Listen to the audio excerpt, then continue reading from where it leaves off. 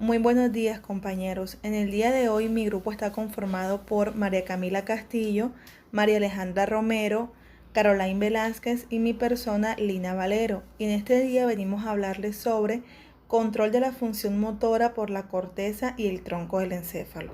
A manera de introducción, cabe resaltar que la mayoría de los movimientos voluntarios puestos en marcha por la corteza cerebral se realizan cuando esta estructura activa patrones de funcionamiento almacenados en las regiones inferiores del encéfalo. Estas regiones son la médula, el tronco del encéfalo, los ganglios basales y el cerebelo. Estos centros inferiores, a su vez, mandan señales de control específicas hacia los músculos. Sin embargo, para unos cuantos tipos de movimiento, la corteza prácticamente posee una vía directa hacia las motoneuronas anteriores de la médula, que sortea varios centros motores en su camino. Corteza motora y fascículo córtico-espinal. La siguiente imagen muestra las áreas funcionales de la corteza cerebral. Por delante del surco cortical central, ocupando aproximadamente el tercio posterior de los lóbulos frontales, está la corteza motora. Por detrás queda la corteza somatosensitiva, que le suministra gran parte de las señales empleadas para iniciar las actividades motoras. La corteza motora, a su vez, se divide en tres subáreas. Estas tres subáreas son la corteza motora primaria, el área premotora y el área motora suplementaria. Muy bien, la corteza motora primaria. La corteza motora primaria, que se evidencia en esta figura, ocupa la primera circunvolución de los lóbulos frontales por delante del surco central o cisura de Rolando. Comienza desde su zona más lateral, situada en el surco lateral o cisura de Silvio. Se extiende hacia arriba hasta la porción más superior del cerebro y a continuación desciende por la profundidad de la cisura longitudinal. Aquí mismo, en esta figura, se logra observar la representación topográfica aproximada de las diferentes zonas musculares del cuerpo en la corteza motora primaria, que comienza con la región de la cara y la boca cerca del surco lateral, la del brazo y la mano en la porción intermedia de la corteza motora primaria, el tronco cerca del vértice del cerebro y las áreas de las piernas y los pies en la parte de la corteza motora primaria que se introduce en la cisura longitudinal. Luego observamos esta imagen. En esta imagen muestra el grado de representación de las diferentes áreas musculares según fueron cartografiadas por Penfield y Rasmussen.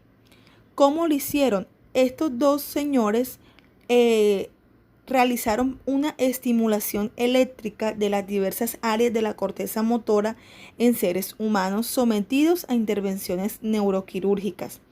Se logra evidenciar en esta imagen que más de la mitad de toda la corteza motora primaria se encarga de controlar los músculos de las manos y del habla. La estimulación puntual de estas áreas motoras para las manos y el habla pocas veces provoca la contracción de un solo músculo, aunque lo más frecuente es que esta maniobra actúe sobre un grupo de músculos. Si se quiere expresar esta afirmación de otro modo o con otras palabras, podemos concluir que la excitación de una neurona aislada en la corteza motora suele activar un movimiento específico en vez de un músculo específico. ¿Y cómo lo hace?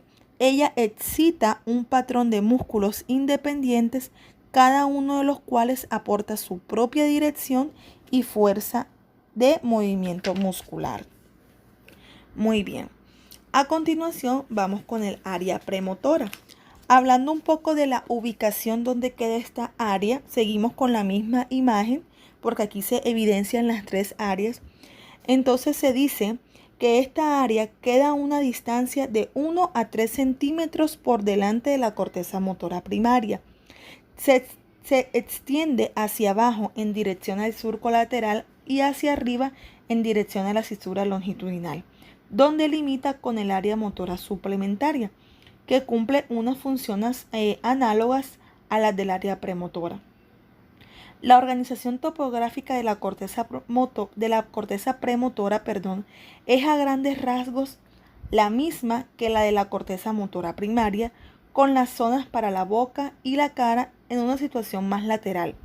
A medida que asciende, aparecen las áreas para las manos, los brazos, el tronco y las piernas. Las señales nerviosas generadas en el área premotora dan lugar a patrones de movimiento mucho más complejos que los patrones puntuales originados en la corteza motora primaria.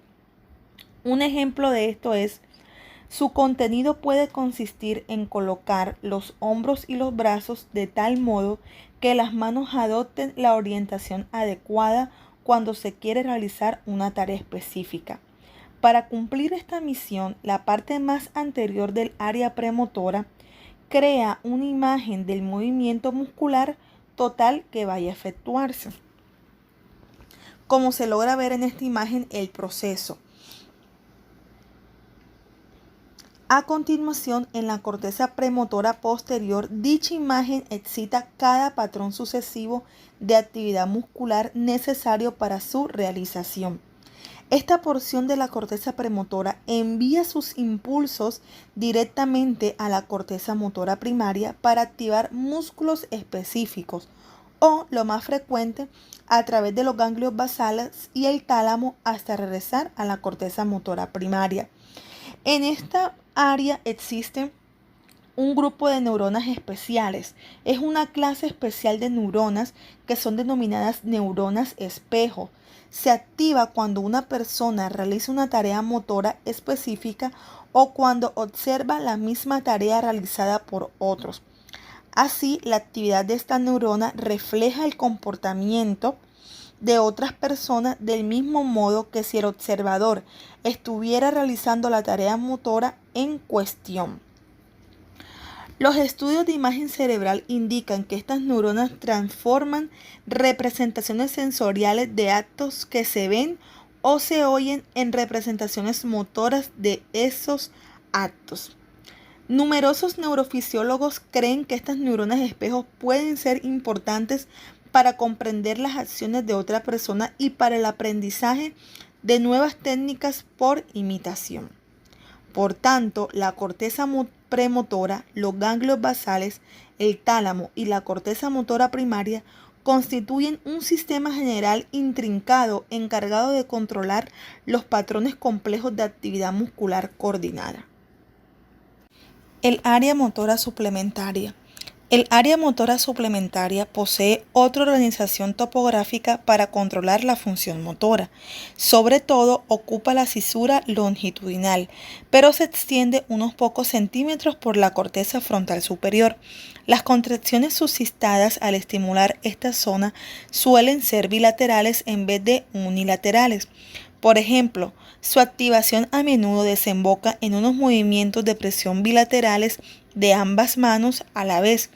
Estos movimientos quizás constituyan un rudimiento de las funciones de la mano necesarias para trepar. En general, esta área funciona en consonancia con el área premotora para aportar los movimientos postulares de todo el cuerpo, los movimientos de fijación de los diversos segmentos corporales, los movimientos posturales de la cabeza y de los ojos, entre otros, como base para el control motor más fino de los brazos y de las manos a cargo del área premotora y de la corteza motora primaria. Vamos a explicar algunas áreas especializadas de control motor identificadas en la corteza motora humana. Unas pocas regiones motoras especializadas en la corteza cerebral humana controlan funciones motoras específicas. Estas zonas se visualizan en esta imagen y son explicadas una a una a continuación. Estas áreas son el área de Broca o área motora del lenguaje, campo de los movimientos oculares voluntariosos, área de rotación de la cabeza y área para las habilidades manuales. Empecemos con el área de Broca.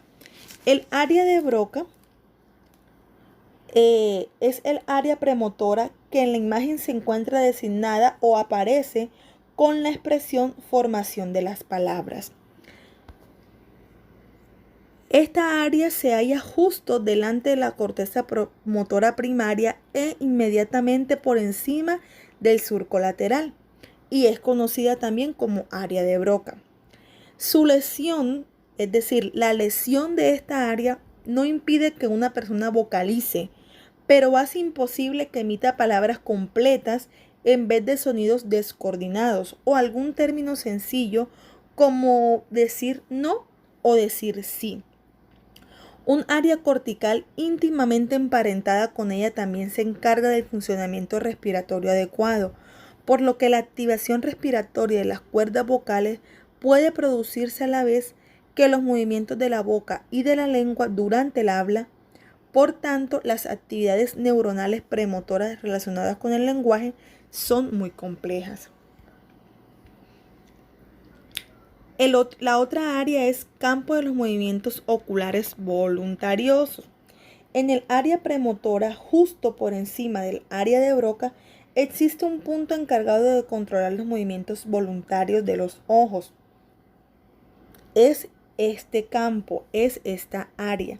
Su lesión impide a una persona dirigirlos de forma voluntaria hacia los diversos objetos. Por el contrario, los ojos tenderán a quedar bloqueados involuntariamente sobre objetos específicos. Esta área también controla los movimientos palpebrales en el parpadeo. El área de rotación de la cabeza está un poco más arriba en el área motora de asociación. La estimulación eléctrica induce la rotación de la cabeza.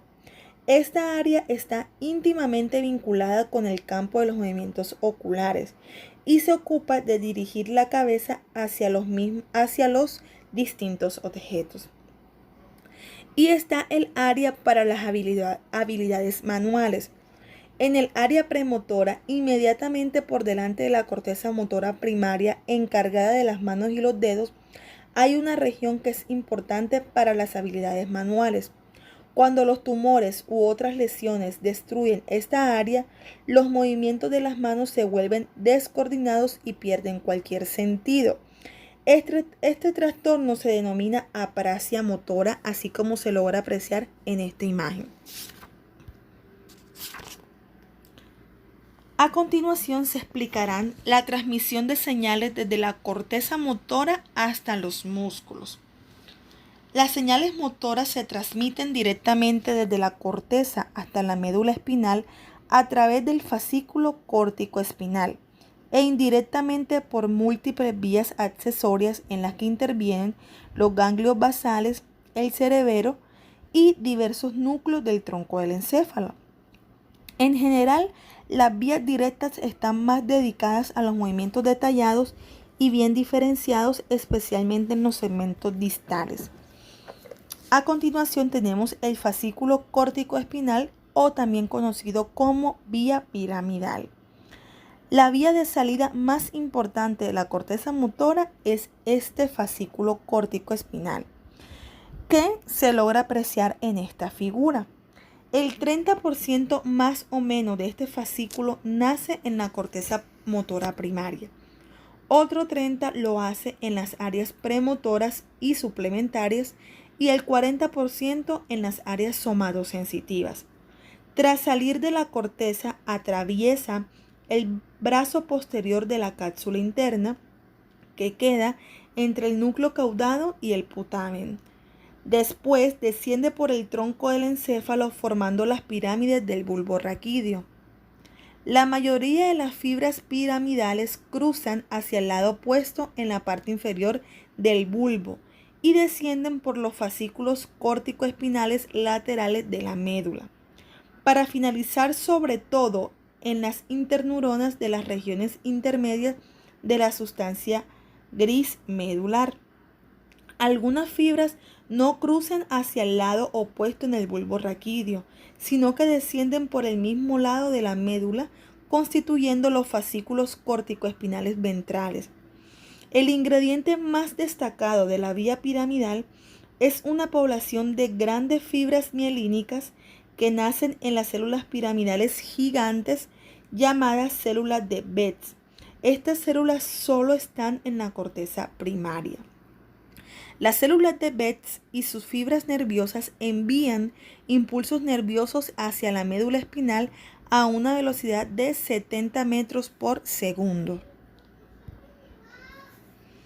Aparte de esta vía piramidal, hay otras vías nerviosas desde la corteza motora. La corteza motora da origen a una gran cantidad de fibras, sobre todo pequeñas, que van dirigidas hacia las regiones profundas del cerebro y el tronco del encéfalo. Estas vías son: primero, los axones procedentes de las células gigantes de Betz devuelven unas colaterales cortas hacia la corteza. Se creen que estas colaterales inhiben las regiones corticales adyacentes cuando descargan las células de Betz, lo que recorta los límites de la señal excitadora. Número 2. Un gran número de fibras van desde la corteza motora hasta el núcleo caudado y el putamen. Desde estas estructuras, otras vías nuevas se extienden hacia el tronco del encéfalo y la médula espinal, tal como se comenta más adelante. 3. Una cantidad moderada de fibras motoras llega al núcleo rojo del mesencéfalo. Desde estos núcleos, las siguientes fibras descienden por la médula a través del fascículo rubroespinal. 4. Otro porcentaje moderado de fibras motoras se desvían hacia la formación reticular y los núcleos vestibulares del tronco del encéfalo. Desde ellos, las señales viajan hasta la médula a través de los fascículos reticoespinal y vestíbulo espinal, y otras llegan al cerebelo por medio de los fascículos reticulocerebeloso y vestíbulo cerebeloso. 5. Un tremendo grupo de fibras motoras hacen sinapsis en los núcleos de la protuberancia, donde surgen las fibras pontocerebelosas, que conducen sus señales hacia los hemisferios cerebelosos. 6. También hay colaterales que acaban en los núcleos olivares inferiores, y desde ellos las fibras olivocerebelosas transmiten señales hacia múltiples regiones del cerebro. Así pues, los ganglios basales, el tronco del encéfalo y el cerebelo reciben potentes señales motoras desde el sistema córtico-espinal cada vez que se envía un impulso en sentido descendente hacia la médula espinal para provocar una actividad motora. Aparte de este grupo de fibras y de vías, también existe un grupo de vías de fibras sensoriales recibidas por la corteza motora. El funcionamiento de la corteza motora está controlado sobre todo por las señales nerviosas procedentes del sistema somatosensitivo, pero también de otros sistemas de la sensibilidad como la visión y audición. Las vías nerviosas más importantes que llegan a la corteza motora son las siguientes. Primero, las fibras subcorticales, procedentes de las regiones vecinas de la corteza cerebral, sobre todo de las áreas somatosensitivas de la corteza parietal, las áreas adyacentes de la corteza frontal por delante de la corteza motora y las cortezas visual y auditiva. 2. Fibras subcorticales que llegan a través del cuerpo calloso desde el hemisferio cerebral opuesto. Estas fibras conectan las áreas correspondientes de las cortezas de ambos lados del encéfalo. 3. Fibras somatosensitivas que acceden directamente desde el complejo ventrobasal del tálamo. Transportan sobre todo señales táctiles cutáneas y señales articulares y musculares. 4. Fascículos surgidos en los núcleos ventrolateral y ventroanterior del tálamo, que a su vez reciben señales desde el cerebro y los ganglios basales. Y 5. Fibras originadas en los núcleos intralaminares del tálamo. Estas fibras lo que hacen es que controlan el nivel general de excitabilidad de la corteza motora, del mismo modo que actúen sobre esta variable en la mayoría de las demás regiones de la corteza cerebral. El núcleo rojo actúa como una vía alternativa para transmitir señales corticales a la médula espinal. Este núcleo rojo se encuentra situado en el mesencéfalo. Va a funcionar íntimamente con la vía córtico-espinal, como podemos observar en la imagen.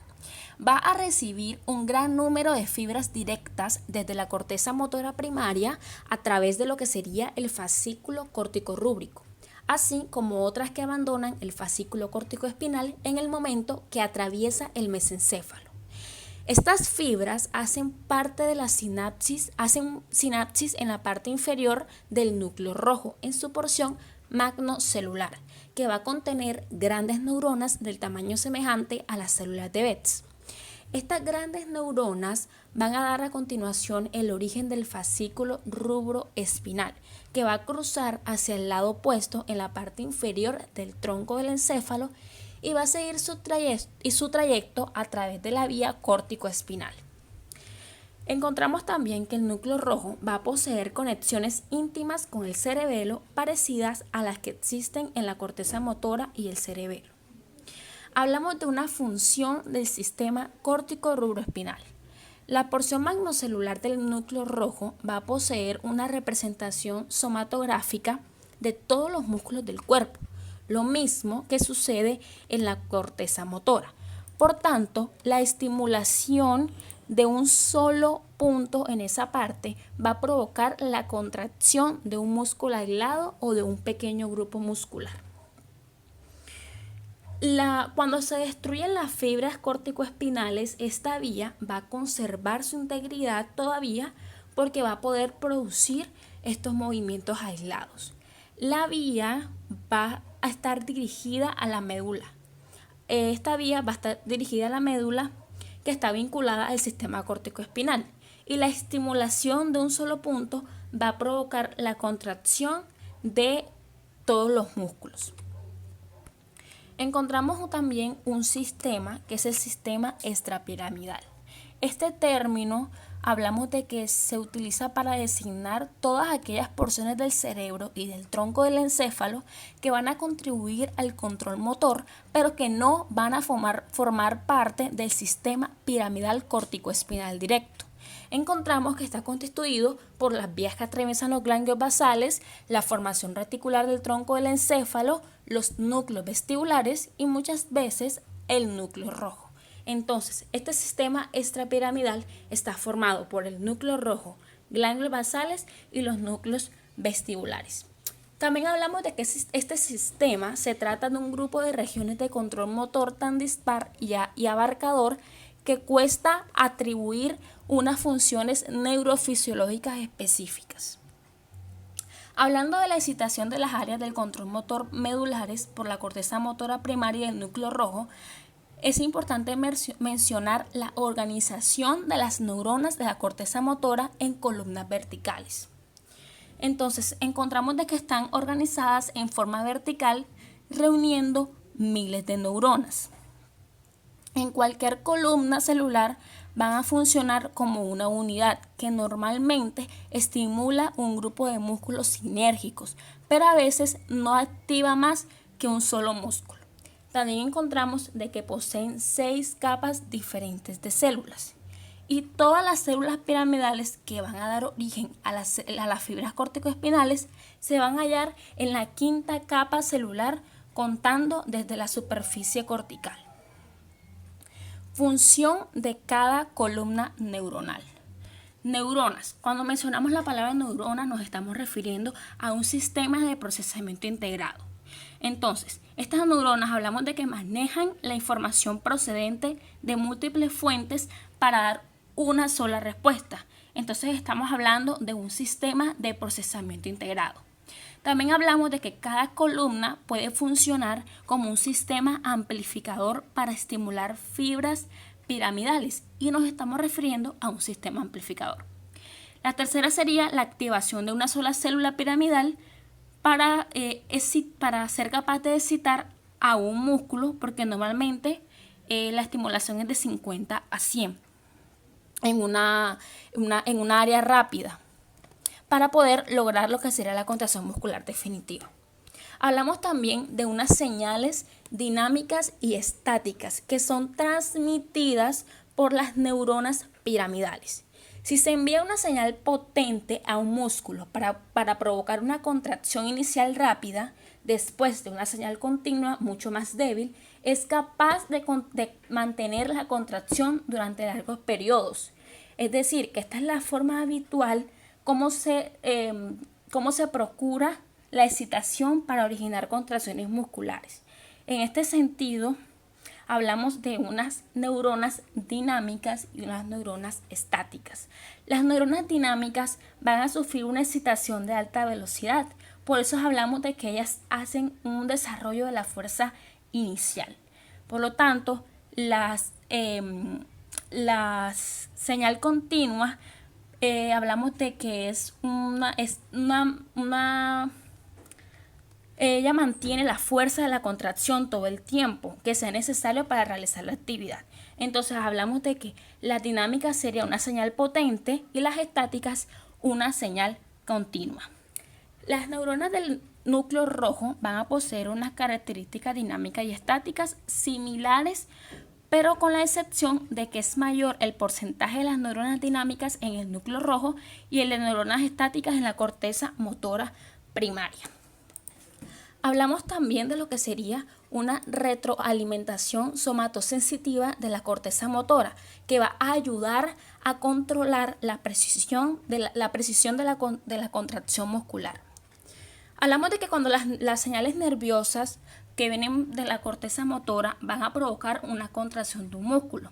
Estas se vuelven unas señales somatosensativas que van a seguir el camino de la región activada del cuerpo hasta las propias neuronas de la corteza motora que van a colocar en marcha dicha acción. Entonces hablamos de que las señales somatosensativas van a proceder de la corteza motora. Los usos musculares están formados de que sus fibras fusimotoras van a contraer más que las esqueléticas. Y encontramos también unos órganos tendinosos. Los receptores táctiles de la piel. Estos receptores es que hablamos de que cuando hay una contracción muscular se va a provocar la compresión de la piel. ¿Sí? Estas señales derivadas de los receptores pueden aumentar la firmeza con la que se aprieta la mano, por ejemplo. Es importante también hablar aquí sobre la estimulación de las motoneuronas medulares. Aquí podemos observar una imagen en donde vemos un corte transversal de un segmento de la médula espinal, en el que encontramos claramente representado lo que serían los múltiples fascículos del control sensivo-motor y motor que penetran el segmento medular. También encontramos una motoneurona anterior que representa lo que sería en el centro de la sustancia gris. ¿Sí? También es importante hablar sobre algunos patrones de movimiento producidos por los centros de la médula espinal. Cuando hablamos de que una señal encefálica excita un músculo, suele ser innecesario enviar otra señal inversa para relajar el músculo.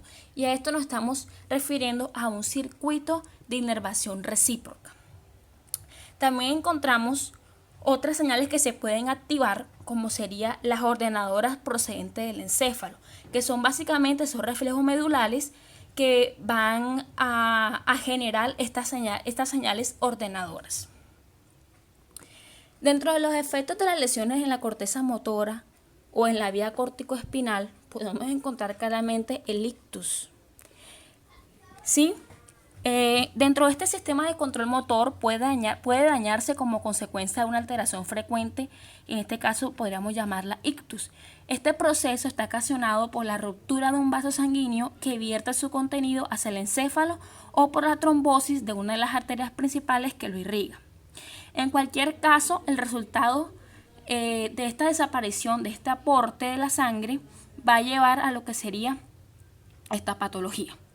Hablamos también de que la estripación de la corteza motora primaria en el área piramidal, ella lo que va a generar es que va a provocar diversos grados de parálisis en los músculos, ¿sí? como por ejemplo aquí podemos ver claramente el ejemplo de lo que sería la hipotonía. Sí, esta hipotonía, que es la presencia de un tono muscular disminuido, que también encontramos que está ligado a varias enfermedades como la atrofia espina o lo que será la miopatía. También encontramos que en el ictus encontramos dos tipos como vemos en la imagen, el isquémico y el hemorrágico, ¿verdad? El hemorrágico es conocido como el derrame cerebral y el isquémico encontramos que es conocido como el infarto cerebral. Función del tronco del encéfalo en el control de la función motora. El tronco del encéfalo consta de mesencéfalo, puente y bulbo.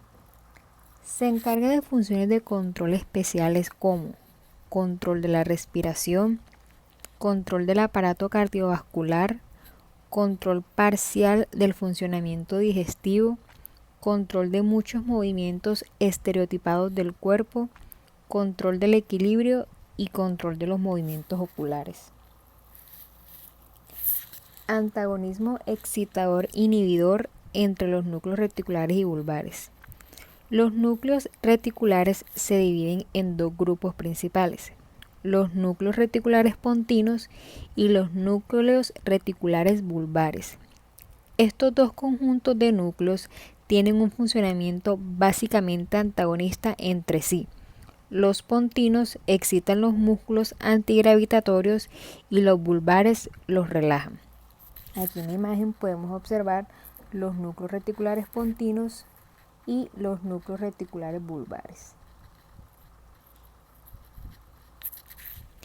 Los núcleos reticulares pontinos transmiten señales excitadoras descendientemente hacia la médula a través del fascículo reticuloespinal pontino. Las fibras de esta vía terminan sobre las motoneuronas anteriores mediales que activan a los músculos axiales del cuerpo, los que los sostienen en contra de la gravedad y que corresponden a los músculos de la columna vertebral y los extensores de las extremidades.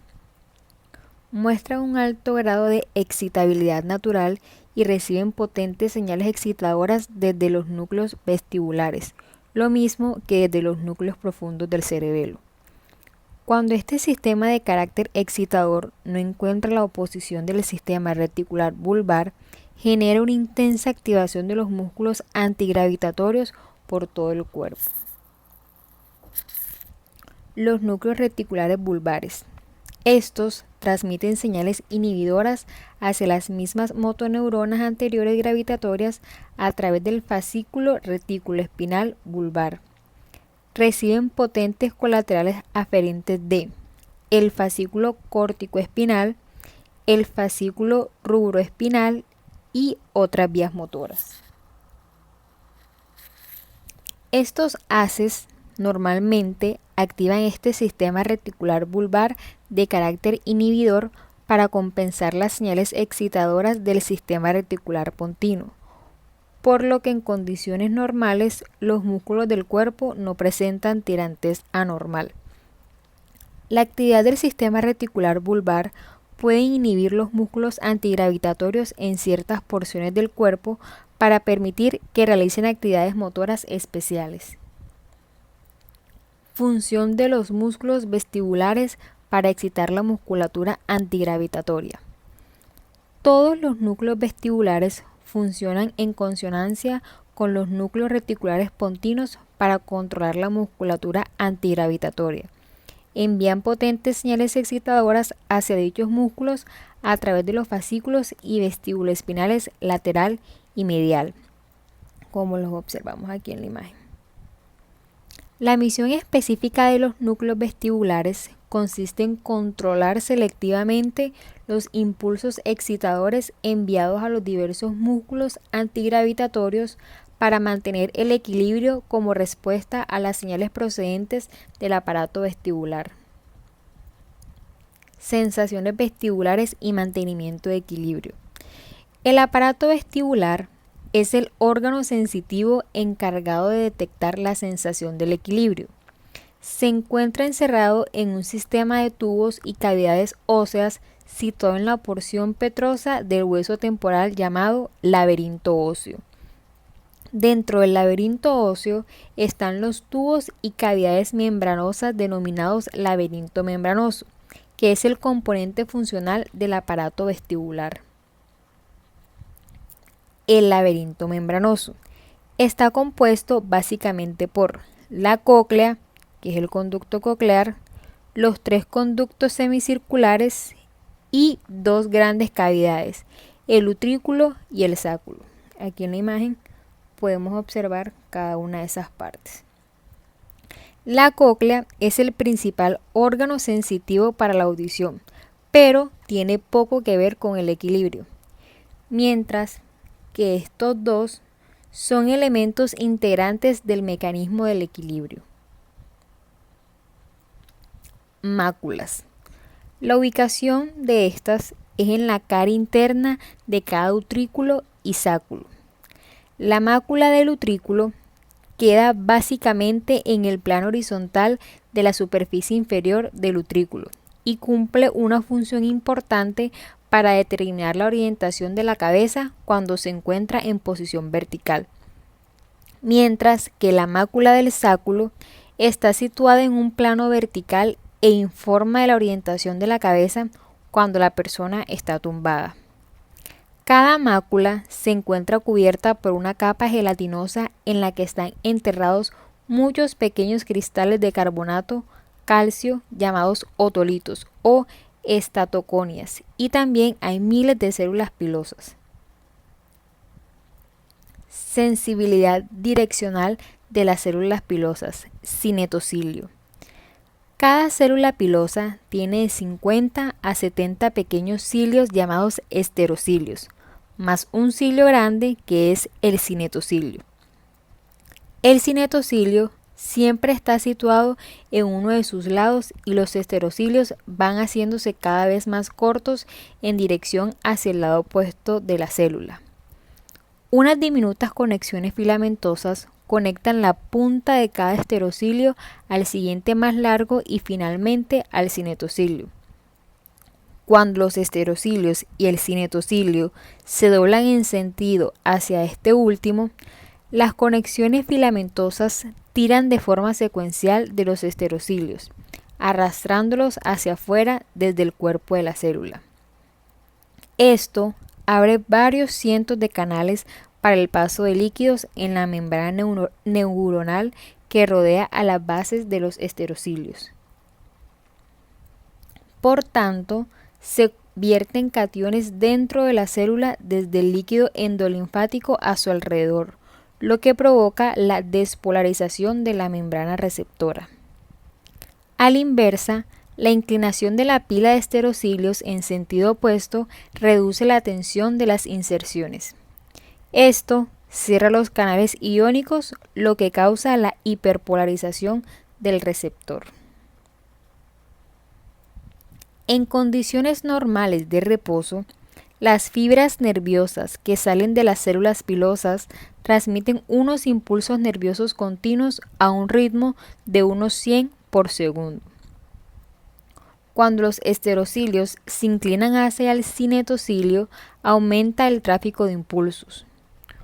Cuando cambia la orientación de la cabeza en el espacio y peso de los otolitos, dobla los cilios. Se envían señales oportunas al encéfalo para regular el equilibrio. Existe un patrón de excitación diferente en las fibras nerviosas maculares para cada orientación de la cabeza dentro del campo gravitatorio. Conductos semicirculares. Bueno, cada aparato vestibular va a estar conformado por 3 conductos semicirculares, que son el anterior, el posterior y el lateral, que también es conocido como horizontal. Y van a tener una disposición perpendicular entre sí, de manera que van a representar los 3 planos del espacio. Bueno, ellos van a tener unas direcciones. Los laterales, cuando la cabeza se incline hacia adelante unos 30 grados, los conductos semicirculares van a quedar aproximadamente horizontales con respecto a la superficie del suelo. Son los que vemos acá. Luego tenemos los anteriores, los cuales están en un plano vertical que se proyecta hacia adelante y 45 grados hacia afuera. Son los que tenemos acá. y los posteriores que están en planos verticales que se proyectan hacia atrás y 45 grados, que son estos de acá. Bueno, los conductos semicirculares están conformados por unas partes las cuales cumplirán unas funciones. Empezamos por la ampolla. La ampolla es una dilatación que vamos a encontrar en cada conducto semicircular en sus extremos y que se encuentra llena, al igual que los conductos, de un líquido llamado endolinfa. Pero ¿cuál va a ser la función de ella? Pues su función será muy sencilla. El flujo de este líquido a través de uno de los conductos se va a encargar de excitar el órgano sensitivo. Siguiendo con las partes tenemos la cresta ampollar o cresta acústica, la cual se encuentra en cada ampolla, y en la parte superior de esta vamos a encontrar una masa tisular gelatinosa laxa que es conocida como la cúpula. Cuando la cabeza de alguien empieza a rotar en cualquier sentido, la inercia del líquido en un conducto semicircular o en varios hace que permanezca inmóvil mientras gira el conducto que lo aloja arrostrada por la cabeza. Cuando decimos la inercia del líquido, es la capacidad de la que carece este líquido para mantenerse en reposo o en un solo lugar, por decirlo así. Luego tenemos que sobre el interior de la cúpula se van a proyectar una generosa cantidad de cilios procedentes de las células pilosas, las cuales van a estar situadas en la cresta ampollar. Todos los cinetocilios de estas células van a estar orientados en la misma dirección dentro de la cúpula y la inclinación de la misma en esa dirección va a despolarizar las células pilosas, mientras que su inclinación en el sentido opuesto las va a hiperpolarizar. Desde las células pilosas se van a enviar señales oportunas a través del nervio vestibular para informar al sistema nervioso central sobre cualquier cambio en la rotación de la cabeza y sobre la velocidad del cambio en cada uno de los tres planos del espacio. Ahora tenemos la función del utrículo y el sáculo en el mantenimiento del equilibrio estático. Bien, es especialmente importante que la orientación de las células pilosas siga una dirección distinta dentro de las máculas, los utrículos y los sáculos, de modo que con cada posición que vamos a tener con nuestra cabeza o vamos a realizar, las células pilosas que son estimuladas vayan variando. Entonces, los patrones de estimulación de las diversas células pilosas van a comunicar al encéfalo la posición de la cabeza según el caso, o sea, cómo se encuentre con respecto a la fuerza de gravedad. A su vez, los sistemas nerviosos motores vestibular, cerebeloso y reticular del encéfalo van a activar los músculos posturales, los cuales nos van a ayudar a mantener el equilibrio. Entonces, este sistema está constituido por el utrículo y el sáculo, que facilita el funcionamiento eficaz para conservar el equilibrio si la cabeza está en casi posición vertical. Aquí vemos el utrículo y el sáculo.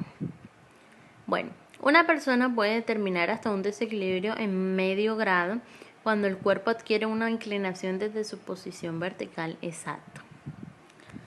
Ahora tenemos la detección de la aceleración lineal por parte de las máculas del utrículo y el sáculo. Cuando sufrimos una aceleración, por ejemplo, la que se da cuando recibimos un empujón, los otolitos, los cuales son una especie de materiales sólidos que vamos a encontrar en el sistema vestibular de los animales vertebrados, le permiten y los cuales van a permitirle al organismo notar las aceleraciones, la dirección de la gravedad y el equilibrio. Entonces, los otolitos, cuya masa inercial es mayor que la que tiene el líquido a su alrededor, se van a deslizar hacia atrás sobre los cilios de las células pilosas y la información sobre este desequilibrio se envía hacia los centros nerviosos, lo que provoca que sintamos la sensación como si nos fuéramos a caer hacia atrás. Esto pasa es que esta sensación la lleva automáticamente a inclinarse hacia adelante hasta que el desplazamiento anterior producido en los otolitos iguale exactamente su tendencia a caerse hacia atrás debido a la aceleración. Entonces, en este momento lo que va a pasar es que el sistema nervioso va a detectar un estado de equilibrio correcto y va a dejar de echar el cuerpo hacia adelante. Por lo tanto, las máculas operan para conservar el equilibrio durante la aceleración lineal exactamente del mismo modo que lo hacen durante el equilibrio estático. Detección de la rotación de la cabeza por los conductos semicirculares. Cuando la cabeza empieza bruscamente a rotar en cualquier sentido, el fenómeno que conocemos como aceleración angular, la endolinfa de los conductos semicirculares tiende a permanecer quieta debido a su inercia. Mientras los conductos semicirculares giran, este mecanismo va a provocar un flujo relativo de líquido en su interior, que sigue una dirección opuesta a la rotación de la cabeza. En la siguiente figura vamos a ver una señal de descarga típica procedente de una sola célula pilosa en la cresta ampollar cuando un animal rota 40 segundos, la cual nos expone que incluso cuando la cúpula está en su posición de reposo, la célula pilosa va a emitir una descarga tónica de unos 100 impulsos por segundo. Es donde vemos la flecha negra donde nos dice nivel tónico de descarga. Ya cuando el animal empieza a rotar como tal, los cilios se van a inclinar hacia un lado y el ritmo de descarga se va a acelerar mucho. Cuando empieza a haber una subida, cuando vemos esa curva que empieza a ascender, Luego, a medida que la rotación continúa, la descarga añadida de la célula pilosa va a decaer gradualmente hasta llegar al nivel de reposo durante los segundos siguientes, cuando ya vemos que la curva empieza a decaer y a descender poco a poco. Entonces, ¿qué pasa? La razón de esta adaptación que sufre el receptor radica en que al cabo de los primeros segundos de la rotación, la resistencia retrógrada al flujo del líquido en el conducto semicircular y a través de la cúpula inclinada hace que la endolinfa empiece a girar a la misma velocidad que el propio conducto. Después, en cuestión de unos 15 a 20 segundos más, la cúpula regresa lentamente a su posición de reposo en el centro de la ampolla, debido a su propio retroceso elástico. Cuando la rotación se detiene bruscamente, lo que va a ocurrir es lo opuesto. La endolinfa sigue girando mientras separan los conductos semicirculares y esta vez la cúpula se va a inclinar en el sentido opuesto, lo cual va a provocar la interrupción de las descargas en la célula pilosa. Pasado unos segundos, también lo que vamos a notar es que la endolinfa va a dejar de moverse y la cúpula va a recuperar paulatinamente su posición de reposo, lo que permite que la actividad de la célula pilosa regrese a su nivel tónico normal, tal como se recoge en la parte derecha de la figura. Es por eso que podemos decir que el conducto semicircular transmite una señal que posee una polaridad cuando la cabeza empieza a rotar y la polaridad opuesta cuando deja de hacerlo. Ahora tenemos la función predictiva del sistema de conductos semicirculares para la conservación del equilibrio. Bueno, ya que los conductos semicirculares no son capaces de descubrir si el cuerpo pierde el equilibrio hacia adelante, hacia un lado o hacia atrás, podríamos plantearnos el siguiente interrogante, o sea, ¿qué función cumplirían ellos? Pues bien, lo único que ellos detectan es que la cabeza de una persona está comenzando o deteniendo su giro en un sentido o en el otro. Por tanto, el cometido de los conductos semicirculares no consiste en mantener el equilibrio estático como tal o conservarlo durante los movimientos direccionales o rotatorios constantes. Pero también nos preguntamos, bueno, ¿y qué pasa si no funcionan? Si dejan de funcionar, lo que va a pasar es que la persona va a tener problemas en este sentido, en este aspecto. Cuando pretenda realizar movimientos corporales con cambios rápidos o complejos, se le va a dificultar. Bueno, en otras palabras, podemos decir que el mecanismo de los conductos semicirculares predice el desequilibrio antes de que ocurra y así hace que los centros del equilibrio adopten los ajustes preventivos pertinentes por adelantado, lo que ayuda a que la persona mantenga el equilibrio antes de que pueda corregirse esta situación. Ahora seguimos con los mecanismos vestibulares para estabilizar los ojos. Cuando una persona cambia rápidamente su dirección de movimiento o hasta cuando apoya la cabeza hacia un lado, hacia adelante o hacia atrás, sería prácticamente imposible que lograra mantener una imagen estable sobre la retina, a no ser que dispusiera de algún mecanismo de control automático para estabilizar la dirección de la mirada.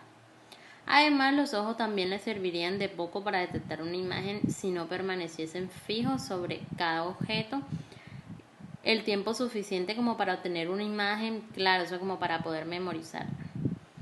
Por suerte, cada vez que la cabeza realiza un giro brusco, las señales de los conductos semicirculares hacen que los ojos roten en una dirección igual pero opuesta a la suya. Este movimiento deriva de los reflejos transmitidos a través de los núcleos vestibulares y del fascículo longitudinal medial, hasta los núcleos oculomotores. También tenemos otros factores que están relacionados con el equilibrio, como por ejemplo los propioceptores del cuello. Ahora, el aparato vestibular detecta la orientación y el movimiento solo de la cabeza. Por tanto, resulta fundamental que los centros nerviosos pues también reciban información sobre la orientación con respecto a las demás partes del cuerpo. Estos datos se transmiten desde los propioceptores del cuello y el tronco directamente hasta los núcleos vestibulares y reticulares en el tronco del encéfalo e indirectamente a través del cerebro. Entre la información propioceptiva más importante necesaria para conservar el equilibrio tenemos la que envían los receptores articulares del cuello. Cuando se inclina la cabeza en un sentido al doblar el cuello, por ejemplo cuando estamos estirando, que nos acabamos de levantar y giramos la cabeza hacia un lado, por decirlo así, los impulsos de los propioceptores cervicales evitan que las señales nacidas en el aparato vestibular generen a la persona una sensación de desequilibrio. Entonces lo que va a pasar es que se van a crear o se van a enviar unas señales, digamos, que van a evitar que cuando hagamos esos movimientos sintamos la sensación de desequilibrio o que nos vamos a caer.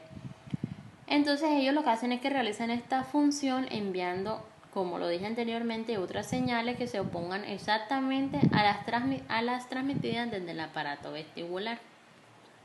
También tenemos la información que es propioceptiva y estereoceptiva y procedente de otras partes del cuerpo. En este caso, también tenemos por ejemplo, la información propioceptiva que es procedente de otras porciones corporales del cuerpo, no solo del cuello, sino que también hay de otras partes que resultan muy importantes para mantener el equilibrio. Por ejemplo, la depresión que son originadas en la planta de los pies y nos dicen datos como muy interesantes. Por ejemplo, el peso, nos dicen si el peso está repartido por igual entre ambos pies y también si el peso que descansa sobre los pies lo hace más hacia su parte anterior o hacia la parte posterior. Bueno. Tenemos también que la información estereoceptiva resulta especialmente necesaria para conservar el equilibrio cuando una persona corre. Si observamos la imagen, notamos que es una carrera, ¿sí? Y que muchos de los corredores se encuentran como inclinados hacia adelante, por decirlo así. ¿Por qué pasa esto? Porque la presión del aire contra la parte anterior del cuerpo le avisa de que una fuerza se está poniendo a su avance en una dirección diferente a la que sigue la fuerza de gravedad. Como consecuencia de esto, la persona tiende a inclinarse hacia adelante para oponerse a dicha fuerza. Bueno, también tenemos la importancia de la información visual en el mantenimiento del equilibrio. A ver, tras la destrucción del aparato vestibular e incluso después de perder la mayoría de la información propioceptiva del cuerpo, una persona todavía puede emplear los mecanismos visuales para conservar el equilibrio con una eficacia razonable. Cualquier ligero movimiento lineal o rotatorio del cuerpo desplaza al instante las imágenes visuales sobre la retina, y esta información se transporta hasta los centros del equilibrio. Algunas personas con una destrucción bilateral del aparato vestibular tienen un equilibrio casi normal mientras sus ojos permanezcan abiertos. O sea, de pronto personas que sufrieron algún daño en su aparato vestibular pueden realizar ejercicio o pueden mantener el equilibrio siempre y cuando tengan los ojos abiertos. Lo harán de una manera de pronto mucho más lenta, pero pues es posible. Mientras que si los ojos están cerrados, el equilibrio pues se perderá de manera inmediata. Por eso, por ejemplo, cuando nos vendan los ojos, nos cuesta mucho trabajo poder mantener el equilibrio o no caernos y demás. Tenemos también las conexiones neuronales del aparato vestibular con el sistema nervioso central. Bueno, la mayoría de sus fibras nerviosas acaban en los núcleos vestibulares del tronco del encéfalo, los cuales están situados aproximadamente en la unión entre el bulbo raquídeo y la protuberancia. Bien, la vía principal para los reflejos del equilibrio comienza en los nervios vestibulares, donde reciben su excitación por parte del aparato vestibular. Por último, tenemos las funciones de los núcleos del tronco del encéfalo para el control de los movimientos estereotipados subconscientes. Bueno, es poco común ver bebés que nazcan sin las estructuras cerebrales por encima de la región mesencefálica. Este cuadro se llama o se denomina anencefalia.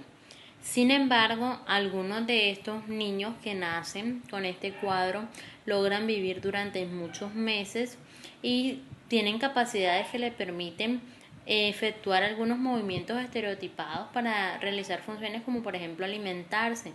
Por ejemplo, ellos toman leche materna, expulsan la comida que es desagradable para ellos de la boca, también llegan a chuparse los dedos, ellos también bostezan, se estiran, incluso saben llorar y también siguen objetos con la vista, con la cabeza.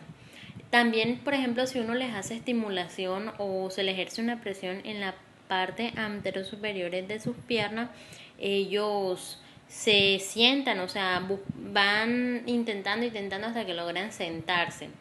Entonces podemos decir que a manera de conclusión que está claro que la integración de muchas de las funciones motoras estereotipadas del ser humano tiene lugar en el tronco del encéfalo. Bueno, ahora realizaremos el post-test y posterior a esto daremos como culminado nuestro seminario.